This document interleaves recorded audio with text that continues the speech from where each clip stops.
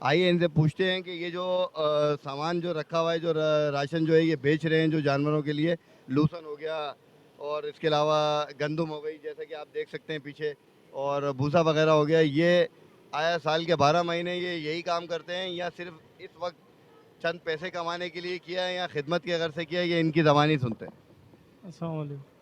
ये असल में मोहल्ले में जो जानवर आते हैं इसमें लोगों को परेशानी से बचने के लिए जो है ना हम यहाँ ये लगाते हैं कैंप के ये लोगों को बारियात जो है ना हम ये देते हैं जानवरों का चारा जो है हम लेकर आते हैं, समझे, और उनको मुहैया होता है, बहुत दूर जाने से परेशानी से बच जाते हैं।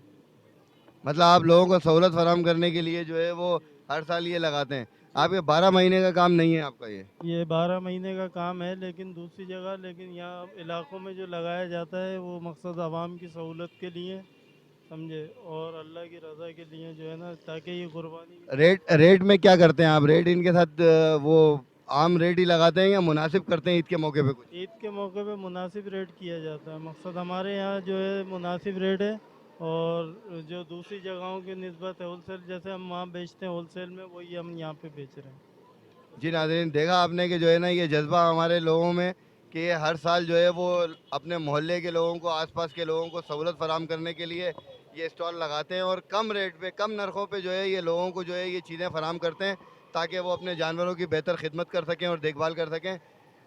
जी, मुझे इसके साथ मुझे इजाज़त दीजिएगा। सोहेल आराई, बेल आई न्यूज़, कैमरामैन